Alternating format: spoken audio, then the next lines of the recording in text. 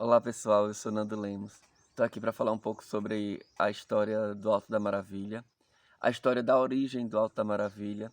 Na verdade, é uma história que é bem complexa e que ainda é uma incógnita, porque a gente ainda não tem uma pesquisa, né, com registro de dados e fatos que, enfim, que possam comprovar isso. O que nós temos até hoje, até onde eu conheço a história do bairro, foi contada por pessoas mais velhas e também deduções feitas a partir de notícias encontradas em jornais antigos, né? E aí a gente vai somando 2 mais 2 e vai procurando o 4 dessa história. Mas enfim, o Alto da Maravilha, vou falar bem de forma popular e de forma eh, como eu ouvi, né? É um bairro, aí no bairro já teve uma plantação de sisal e era uma fazenda de sisal. E a partir da história que eu ouvi de seu Antônio, quando ele chega na comunidade, ele chega, a família dele, talvez para trabalhar nessa, ele não soube dizer exatamente ainda, é, ao chegar na comunidade, para trabalhar na fazenda de sisal, não sei exatamente, eles andando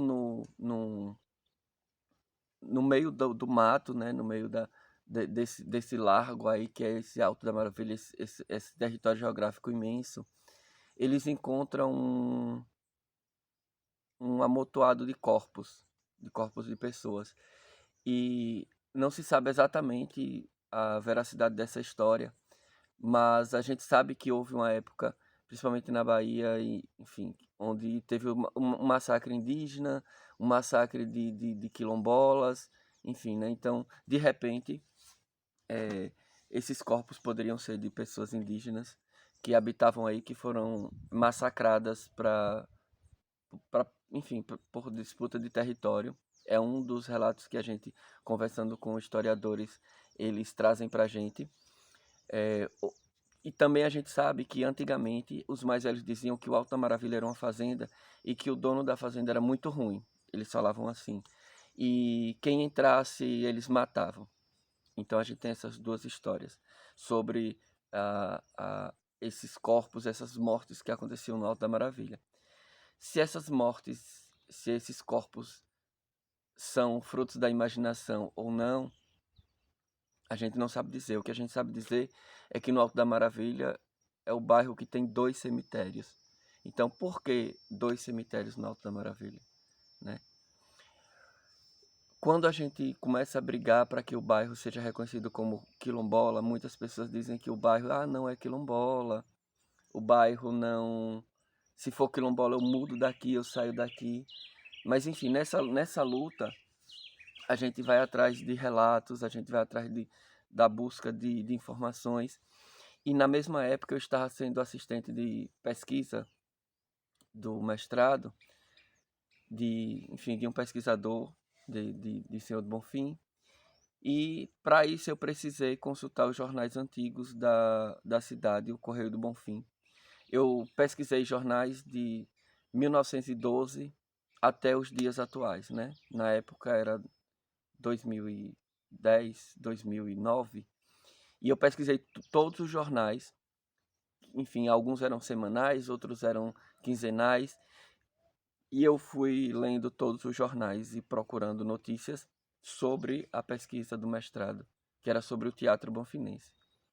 Mas o que me intrigou foi que eu comecei a ver notícias, por exemplo, Alto do Reservatório, um lugar proibido, é, Serra da Maravilha, um lugar pitoresco, né, de uma visão bonita, enfim.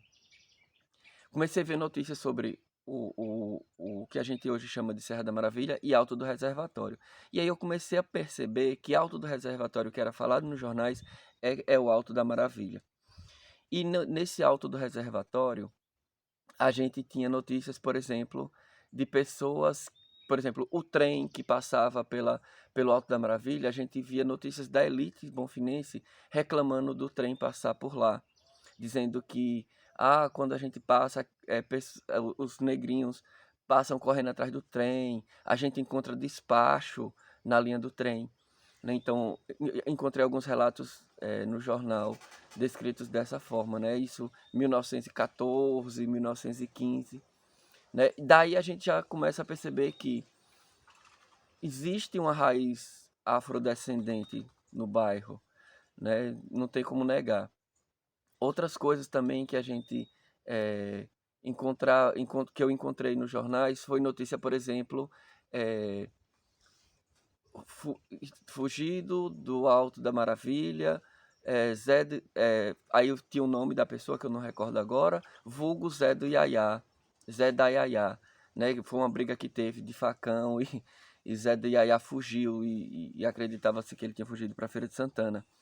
Zé de Iaiá, então esse nome já é bem conhecido, né? Bem afrodescendente, né?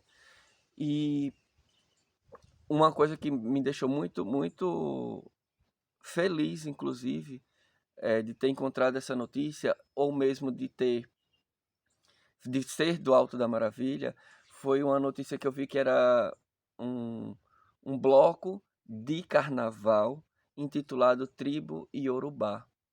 Eu achei isso lindo, porque assim, se a gente volta lá atrás, né, 1915, 1916, o racismo era muito mais acentuado, era muito mais presente. Hoje é muito presente também, mas na época essa presença era muito mais acentuada. E um grupo um grupo de pessoas dançando numa escola de samba. Nesse ano, o desfile eles colocaram como nome Tribo Yorubá. Então, é um posicionamento político, é um posicionamento de enfrentamento ao racismo. Eu vi esse grupo como resistência, né? Nosso bairro de resistência quilombola. Não tem dizendo na notícia se esse grupo era do Alto e não tem dizendo de onde ele é. Mas o que a gente sabe é que, tradicionalmente, o bairro Alto da Maravilha é o bairro que mais tem escolas de samba, o bairro que mais brinca ao carnaval, com grupos enfim, que festejam e que vão nas ruas e que levam alegria para a cidade nessa época do carnaval. Então, gente, tem muita coisa para falar sobre a origem do Alto da Maravilha, mas eu tenho um vídeo muito curto para falar, para gravar, e eu quis trazer essas questões que eu achei mais fortes, né? E dizer que tenho muito orgulho de ser do Alto da Maravilha. Foi no Alto da Maravilha que eu aprendi a ser resistente. Foi aí que eu aprendi a falar para o mundo quem eu sou, a não negar a minha existência e a ter orgulho de minhas origens. É isso.